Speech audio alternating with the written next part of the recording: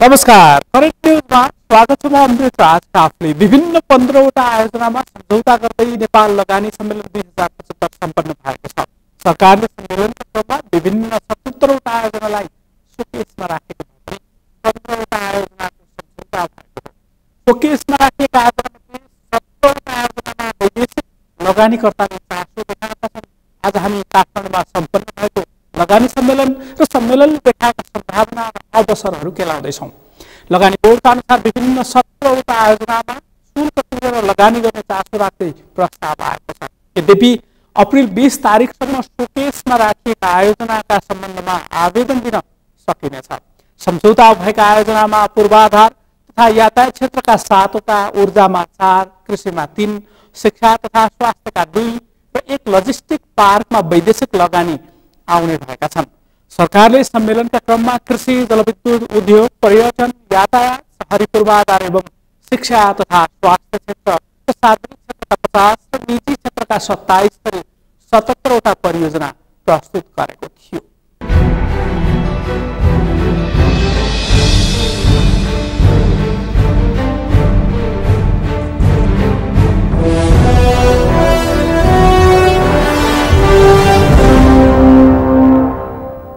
काठमाडौँमा सम्पन्न अन्तर्राष्ट्रिय लगानी सम्मेलनकै क्रममा नेपालको चौधरी ग्रुप र भारतको सराफ ग्रुपका बीचमा लजिस्टिक पार्क बनाउने सम्झौतामा हस्ताक्षर भएको छ। यस्तै चौधरी ग्रुपले 600 मेगावाटको सोलर प्लान्ट स्थापना गर्न क्यानाडाको स्काई पावरसँग पनि समझदारी गरेको छ।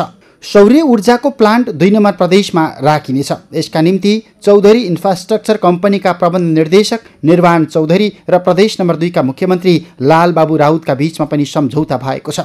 यस्तै 5G नेटवर्क विस्तारका लागि सीजी ग्रुप र टर्कीको लाइफ सेलका बीचमा अर्को सम्झौता भएको छ।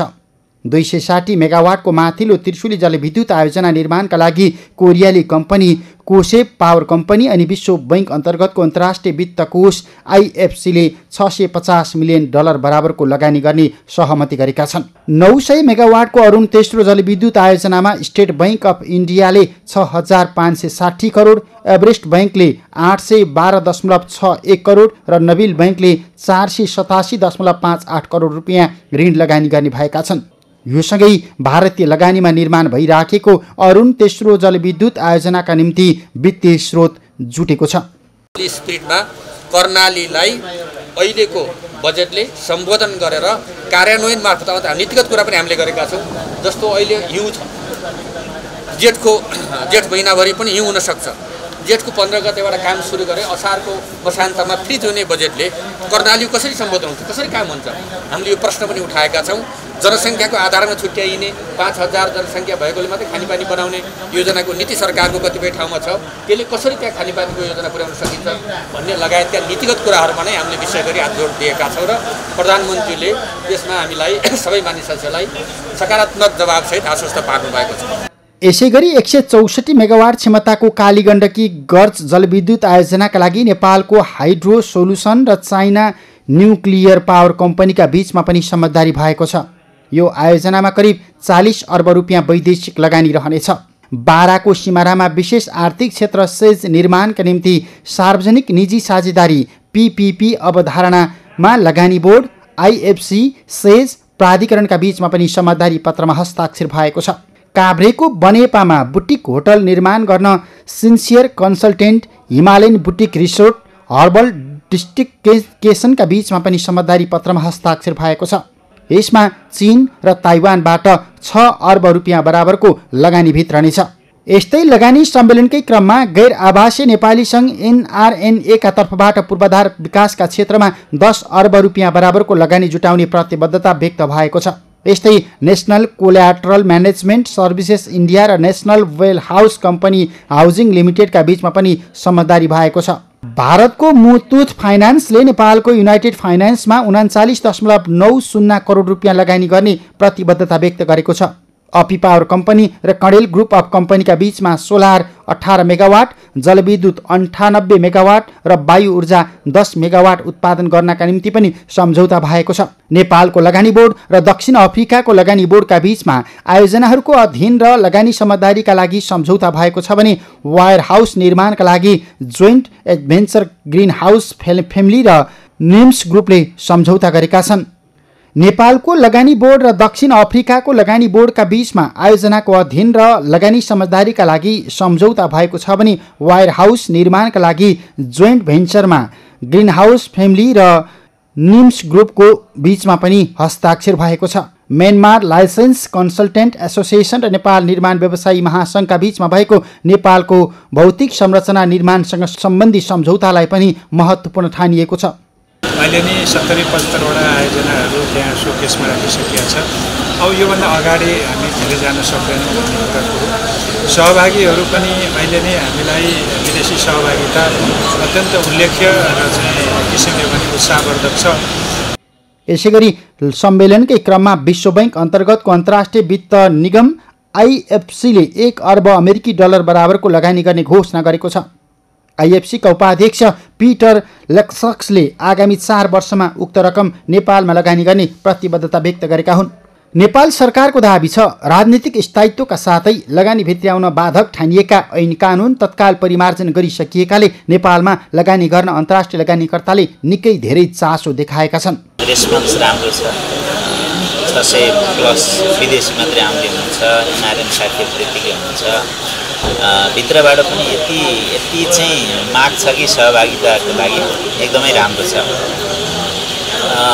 अब यहाँ खड्किएको विषय भनेको हामीले प्रोजेक्ट सोकेस गर्दा पनि राखिरहेछौँ कि यो कन्भेन्सन सेन्टर बनाउनु पर्ने आवश्यकता होटलहरू सहितको त्यो चाहिँ यहाँ पनि सम्माननीय प्रधानमन्त्रीले पनि भन्नुभयो यो चाहिँ चाँडोभन्दा चाँडो बनोस्। दीर्घकालीन बनाउन सकिँदैन भने अस्थायी भए पनि हामीलाई 3000 चाहिँ मान्छे एटलिस्ट अट्ने तुरन्तै चाहिए जस्तो देखियो भन्ने चाहिँ निर्देशन लाग्छ। सम्बन्धित निकायहरू बिच कोअर्डिनेसन गरेर त्यसलाई परिवर्तित परिवेशका कारण यसपटकको सम्मेलनले नेपालमा दीर्घकालीन लगानीको वातावरण बनेको दाबी सरकार तथा निजी क्षेत्रको छ। सम्मेलनमा 40 देशका 1035 जनाभन्दा बढी विदेशी पाहुनाले भाग लिएका थिए। त्यसमध्ये 735 जनाभन्दा बढी विदेशी प्रतिनिधि र 300 भन्दा बढी विदेशी कम्पनी सहभागी छन्। सम्मेलनमा विभिन्न 12 विषयमा विभिन्न देश र निकायका प्रतिनिधिसँग बृहत छलफल समेत भएको छ। सम्मेलनमा मेगाका कार्यकारी उपाध्यक्ष एवं प्रमुख कार्यकारी अधिकृत कोइको होन्डा, विश्व बैंक अन्तर्गत दक्षिण एसिया क्षेत्रीय उपाध्यक्ष हार्टविग काफर र अन्तर्राष्ट्रिय वित्त निगम आइएफसीमा economics and private sector development हेर्ने उपाध्यक्ष हान्स पिटर ल्याङ्केस लगायतले भाग लिएका थिए। सम्मेलनका प्रमुख वक्ता म्यानमारका लगानी तथा वैदेशिक आर्थिक सम्बन्ध मन्त्री ऊ थाङ टुन, एसियाली विकास बैंक एडिबीका उपाध्यक्ष सिचिन चेन, सिङ्गापुरको मेनहट ग्रुपका कार्यकारी उपाध्यक्ष शहजाद नसिम, द मिथुत ग्रुपका उपाध्यक्ष एमजी जर्ज मिथुतले पनि नेपालमा लगानीका लागि अब उपयुक्त वातावरण बनेको विश्वास व्यक्त गरे। सम्मेलनमा भारतको केन्द्रीय विद्युत नियमन आयोगका सचिव सनोज कुमार झा र पावर चाइनाका महाप्रबन्धक सोङ तोङ सेङ ऊर्जा विषयका विदेशी वक्ताका रूपमा सहभागी भएका थिए। उनीहरूले पनि अब ऊर्जा क्षेत्रमा नेपालमा लगानीका लागि प्रशस्तै सम्भावना खुलेको दाबी गरे। यस्तै सूचना तथा सञ्चार प्रविधि विषयक छलफलमा अमेजन इन्टरनेसनल सर्भिसेसको भारत स्थित जियोग्राफिक इक्युबेसनका प्रमुख चन्द्र बलानी, जापानको सुमितोमो कर्पोरेसनका महाप्रबन्धक मासाहिरो मियासिता, माइक्रोसफ्टका बङ्गलादेश, म्यानमार, नेपाल, भुटान र लाओस हेर्ने प्रबन्ध निर्देशक सोनिया बसिर कबिरले लगानीको सम्भावना अनि चुनौतीका विषयमा बोलेका थिए। 2 दिने सम्मेलनमा सहभागी सूर्य नेपालका महाप्रबन्धक अभिमन्यु पोद्दार, सीडीसी इन्डियाका दक्षिण एसियाका प्रमुख श्रेणी नागराजन, डाबर इन्डियाका सार्क व्यापार प्रमुख हरकितन सिंह बेदी, हेस्टर बायोसाइन्स लिमिटेडका प्रमुख कार्यकारी अधिकृत राजीव गान्धी, नेक्सले इन्डियाका वरिष्ठ उपाध्यक्ष सञ्जय खजुरिया, एक्जिम बैंक अफ इन्डियाका प्रमुख महाप्रबन्धक स्यामुएल जेसेफ र युनिलिभर नेपालका प्रबन्ध निर्देशक आशिष रायले पनि मुख्य वक्ताका रूपमा त्यहाँ सहभागीहरूलाई लगानी गर्नका लागि आह्वान गरेका छन्। चीनको हो आक्सिङ सिमेन्ट कम्पनी लिमिटेडका उपाध्यक्ष सुकाङ, चाइना ओभरसिज डेभलपमेन्ट एसोसिएसनका महासचिव ही चेनबेई पनि 2 दिने सम्मेलनमा वक्ताका रूपमा सहभागी भए। यस्तै अस्ट्रेलियाको सिल्भर हेरिटेज ग्रुपका प्रमुख कार्यकारी अधिकृत माइक बोल्फसर र टर्कीको टर्स सोलका कार्यकारी अधिकृत कान टर्जिग्लुगले सम्मेलनमा सहभागी भई नेपालको पूर्वाधार विकास अभियानमा ऐक्यबद्धता जनाएर फर्किएका छन्। 2600 भन्दा बढी स्वदेशी तथा विदेशी सहभागी रहेको 2 दिने सम्मेलन शनिबार सकिएको छ र सम्मेलनमा व्यक्त भएको प्रतिबद्धता अनुसार नयाँ नेपाल निर्माणका लागि सरकारको समृद्ध नेपाल अभियानमा थुप्रै दात्री निकाय प्रतिबद्ध देखिएको दाबी नेपाल सरकारले सार्वजनिक गरेको छ।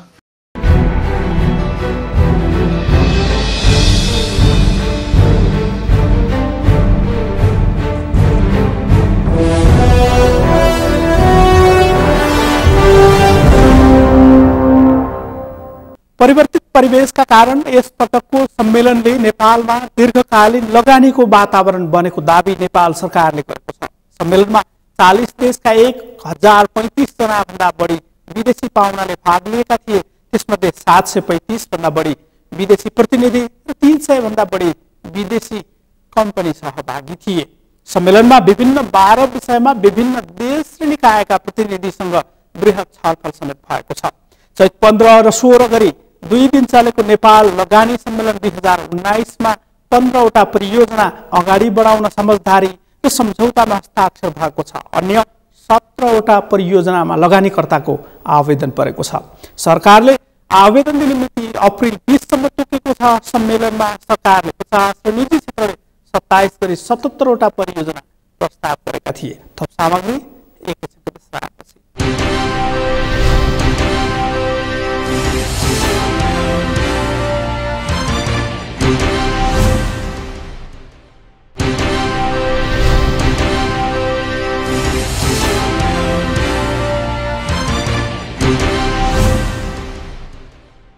विश्रामपछि करेन्ट न्यूजमा फेरि पनि स्वागत छ। आज हामी काठमाडौँमा सम्पन्न 2 दिने नेपाल लगानी सम्मेलन 2019 र सम्मेलनमा व्यक्त लगानीको प्रतिबद्धताको विषय केलाइरहेका छौँ।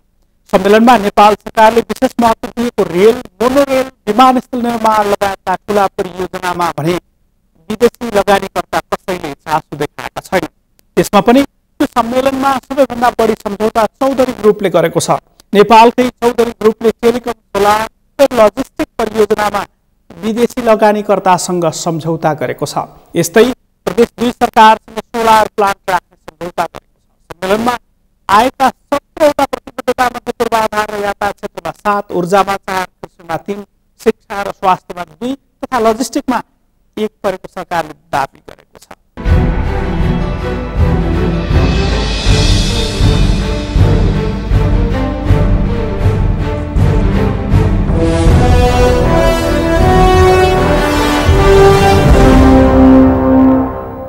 लगानीकर्ताहरूले सोकेसमा राखेका प्रस्तावहरूमध्येबाट यो क्षेत्रमा मैले लगानी गर्छु भनेर इन्ट्रेस्ट देखाउने र त्यसको लागि चाहिँ नि आवेदन गर्ने विषय हो। अब अप्रिल 20 सम्मलाई समय दिया हुनाले अहिले नै धेर थोरै आयो भन्ने अवस्था चाहिँ छैन।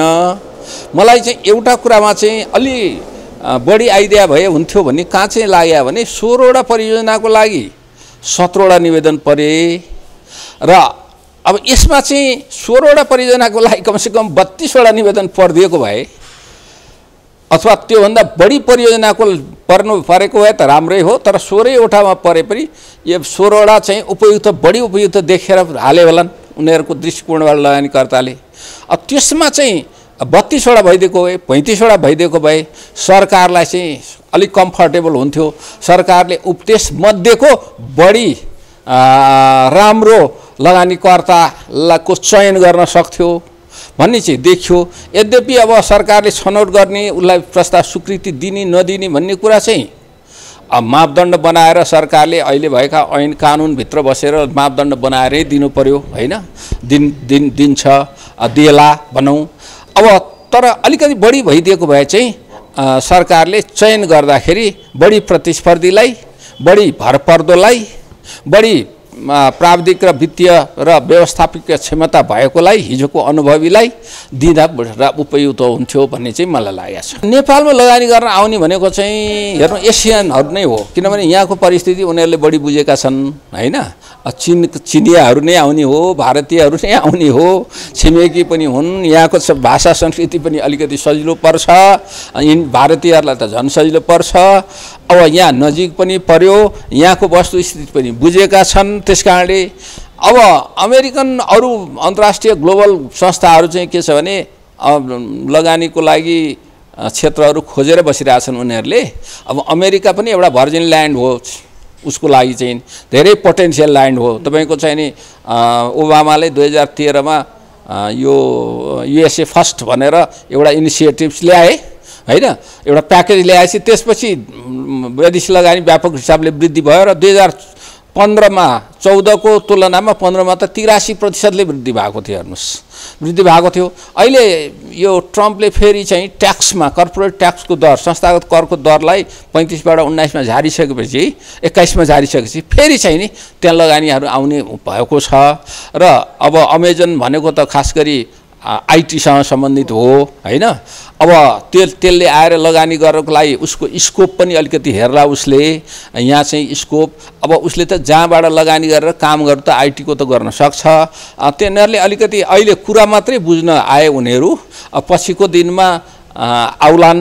एउटा बजारीकरणको सिलसिलाको एउटा क्रम चाहिँ राम्रो भएको छ, किन प्रचार प्रसार चाहिँ राम्रो भएको छ। अन्तर्राष्ट्रिय वित्तीय संस्थाहरूले पनि अलि राम्रै गरी सन्देश दिन खोजेका छन्। यहाँका अर्को एउटा राम्रो कुरा चाहिँ के भयो भने सरकार र निजी लगानीकर्ताहरू नेपालको चाहिँ नि आयोजक पनि भएको, सहआयोजक पनि भएको र एउटै स्वरमा पनि बोलेका छन्। अब निजी लगानीकर्ताहरूले निजी एफएनसिसिआई सिएनआई जस्ता सङ्घ संस्थाहरूले यो कुरालाई कति चाहिँ भोलिका दिनमा निरन्तरता दिएर उनीहरूले पनि लगानीकर्ता आफ्ना साझेदारहरू कति भित्र्याउन सक्छन् भन्ने कुरा चाहिँ अब आउँदो दिनले देखाउँछ।